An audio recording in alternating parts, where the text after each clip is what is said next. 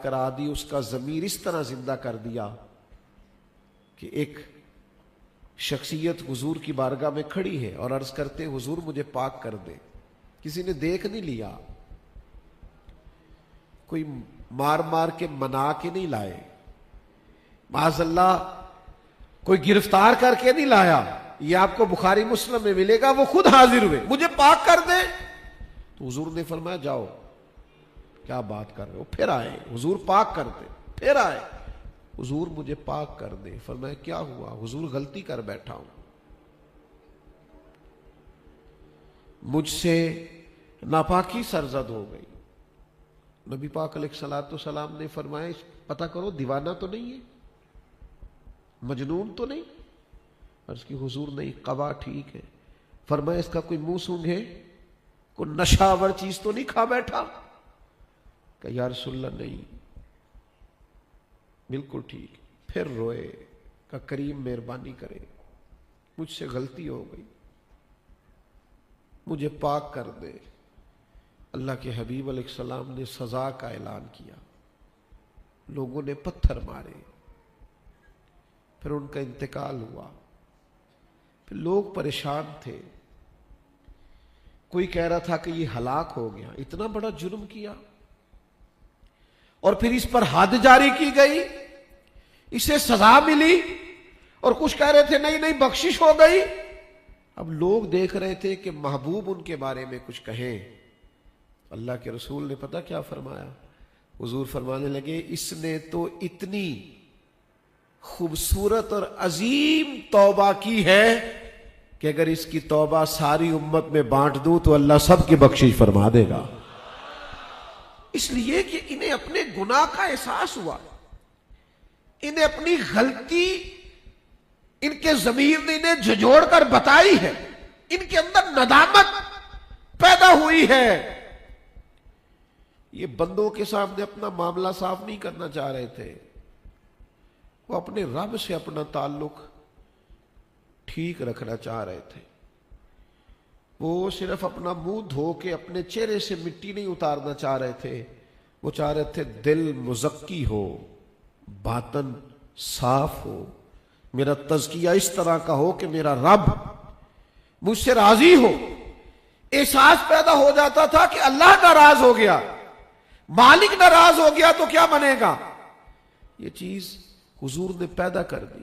آج ظاہری طور پر تقوی کے دعوے, پرہیزگاری کے دعوے, آپ مجھ سے ناراض نہ ہونا, لیکن بڑے بڑے حج, بڑے بڑے عمرے, بڑی بڑی پرہیزگاری کی باتیں اور بڑی ہماری تسبیحات, لیکن میں کیا کروں, کس طرح آپ کی خدمت میں یہ بات عرض کروں کہ بڑے بڑے دین کے دعوے کرنے والے اخلاقی کمزوریوں کا شکار, زبان سے انگارے برسانے والے لوگ, اور بڑے بڑے دعوے محبت کے کرنے والے, اور بڑے بڑے کثرت سے حج و عمرے کرنے والے تکبر میں مبتلا, الا ماشاءاللہ, دوسروں کو حقیر جاننا, کمتر سمجھنا.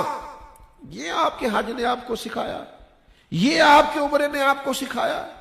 اور پھر انداز یہ ہے کہ حقوق العباد ضائع کرنا اور معافی مانگنا تو اس طرح مانگنا کہ اگر کوئی غلطی ہو گئی ہو تو معاف کر دینا. پتہ نہیں ہے ہم سے غلطیاں کہاں ہوئی ہیں, ہم سے زیادہ کون آگاہ ہے کہ ہم نے کہاں کہاں خطا کی ہے, ہم سے زیادہ کون آگاہ ہے کہ کہاں کہاں بھول گئے, کہاں ماں باپ کی نافرمانی ہوئی, کہاں بہن بھائیوں کی حقوق ضائع ہوئے, کہاں بیوی بچوں کا پورے طرح خیال نہ رکھ پائے, کہاں پڑوسیوں کے ساتھ ہمیں پتہ ہوتا ہے, جان بوجھ کر جھوٹ بولتے ہیں اپنے آپ سے, اپنی ذات سے دھوکہ کرتے, سب خبر ہوتی ہے کہ میں نے اپنی ڈیوٹی کا صحیح طور پر سر انجام نہیں دی, میرے جو ذمہ داری تھی میں نے پوری ادا نہیں کی. مجھے یاد ہے اس ٹیچر کا خود لکھا ہوا مضمون. ایک ٹیچر کہتے ہیں میں نے اپنے شاگرد سے شکوہ کیا, میں نے کہا تو میرا احترام نہیں کرتا, تجھے شرم آنی چاہیے. تو اس نے کہا استاد صاحب میں ان لفظوں سے تو آپ سے گفتگو نہیں کر سکتا جو آپ نے میرے بارے میں ادا کیے ہیں, پر سچ بتائیے گا آپ کلاس میں پابندی سے پڑھاتے رہے ہیں؟ آپ جس چیز کی تنخواہ لیتے تھے، جس ذمہ داری، مجھ سے تو احترام کا مطالبہ ہے آپ کا، میں اپنی غلطی مانتا ہوں، پر یہ بتائیے جس مسند پر آپ بیٹھے تھے اور جو وعدہ اور جو عہد کر کے بیٹھے تھے وہ آپ نے پورا کیا؟ نہیں کرتے لوگ۔ ذمہ داریاں جو دی جاتی ہیں وہ ذمہ داریوں کا احساس نہیں کرتے، وہ ڈیوٹی نہیں کرتے۔ نتیجہ یہ ہے کہ اپنے لیے لوگ حقوق مانگتے۔ تو یاد رکھیے گا، نبی پاک علیہ السلام نے وہ تزکیہ کیا ہے لوگوں کا کہ ضمیر بیدار کیے، باطن میں روشنی پیدا کی، کہ تو صرف تھوڑی دیر لوگوں کے سامنے نیک ہونے کی اداکاری نہ کرے، بلکہ تیرا باطن اب سے رب سے جڑا ہوا ہو، تیرے اندر سے آواز اٹھے۔ قبیلہ غامدیہ کی ایک خاتون حضور کے بارگاہ میں حاضر ہوئی اور انہوں نے عرض کی، یا رسول اللہ مجھے پاک کر دے۔ تو نبی پاک علیہ السلام نے موڑ دیا واپس، عرض کی، حضور مجھ سے بڑی غلطی ہوئی ہے، میرے پیٹ میں ناجائز بچہ ہے، مجھے پاک کر دے۔ حضور نے 2 سپاہی نہیں ساتھ بھیجے کہ اس کی نگرانی کرنا کہیں بھاگ نہ، اسے پتا تھا مجھے سنسار کیا جائے گا، مجھ پر حد جاری ہوگی، مجھے مار ڈالا جائے گا اس جرم کی پاداش میں، لیکن 2 سپاہی نہیں حضور نے ساتھ بھیجے۔ فرمایا جا، اگر تیرے پیٹ میں بچہ ہے تو بچہ پیدا ہونے پہ آنا۔ بچہ پیدا ہونے کے بعد کپڑے میں لپیٹ کے لائی، حضور یہ بچہ ہے، مجھے پاک کر دے۔ میں نے کہا کوئی اسے مار مار کے منوا کے نہیں لایا۔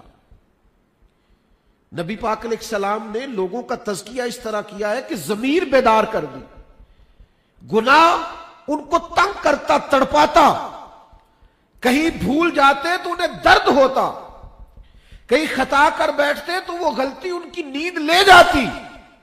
لیکن آج بڑے بڑے پاپ کر کے لوگ آرام کی نیند سوتے، بڑے بڑے جرم کر کے لوگ اس کے حق میں دلیلیں دیتے پھرتے، گواہیاں دیتے ہیں، کہتے ہیں نہیں نہیں ساری دنیا کرتی ہے، یہ تو رواج ہو گیا ہے، اب یہ بات جرم رہی نہیں۔ اس خاتون نے کہا حضور بچہ پیدا ہو گیا، کریم فرمانے لگے اسے واپس لے جا، دودھ پلا، جب روٹی کھانے لگے پھر آنا۔